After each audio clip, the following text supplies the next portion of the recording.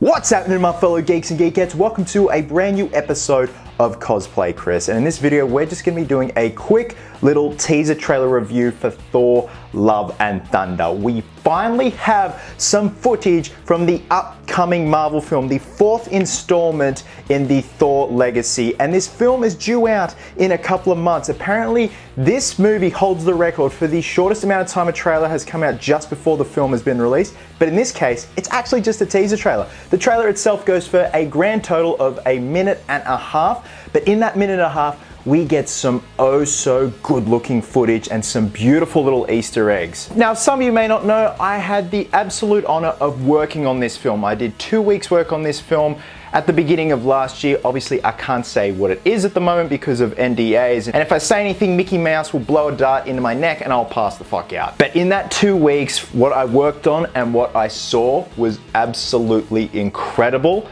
and I think we're in for a massive treat with this film. Given the fact of how good Ragnarok is one of my favorite Marvel films. It was just so different and so against the grain with what Taika Waititi did. Of course, what Hemsworth did as well.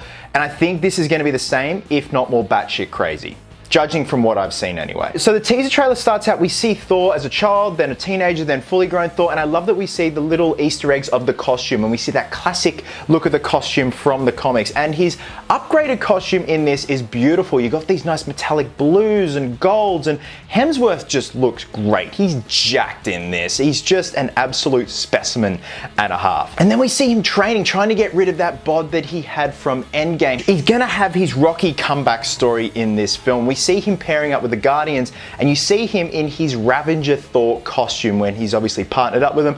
Korg is partnered up with the Guardians too. We also get a very cheeky glimpse of Russell Crowe as Zeus, and I'm really looking forward to seeing that performance because it's Russell Crowe, and of course he should be playing Zeus. Again, this is a perfect example of what a teaser trailer should do. It should just be as vague as possible, give nothing away, but also look beautiful at the same time. And the cinematography, the visual effects, the color palette look beautiful and really capture the theme that Taika Waititi is going for. We also have a nice little rendition of Sweet Child of Mine playing throughout the trailer, which is just brilliant and sets the tone for that kind of glam rock feel to this film. Now, the icing on the cake at the end is seeing Natalie Portman back as Jane, aka Mighty Thor, and she looked badass and beautiful. We did get a poster leak a couple of months ago of her outfit, as well as some action figure leaks, even though the action figures are pretty much released now because there are unboxing reviews out on YouTube, and it was a pretty good look and insight into her armor, and it looks amazing. She looks amazing. The helmet looks badass, and I can't wait to see her and Hemsworth in action together. Now, there is one pivotal character missing from this teaser trailer, and that is Christian Bale's Gore the God Butcher. If you guys have seen, we have seen a leak, well, not even a leak, a little tidbit and sneak peek of what Gore will look like with the release of the Marvel Legends action figure. Now, some people have had their gripes that it doesn't look like the traditional Gore from the comics.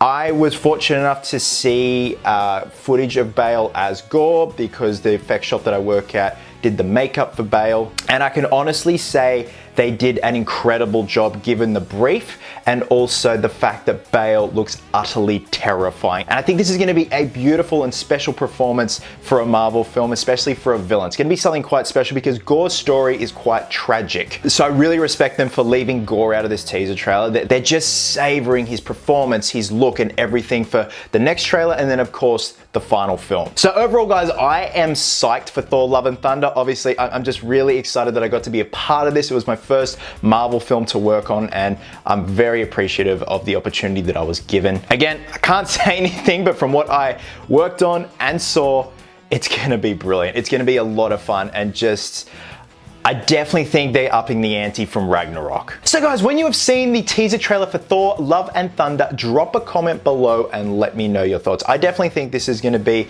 his kind of rocky comeback story. We see him training, getting rid of that bod that he had from the end of Endgame, and I think this is going to be a great all-rounder. We see the return of Jane, and then we obviously have a force of nature of a villain in the form of Gore the God Butcher. Shit is going to go down. Guys, wherever you are in the world, please have yourselves an absolute cracker of a day. I hope you're well, hope you're happy, be merry, be silly, and until next time, geeks, please always remember, cosplayers do it best.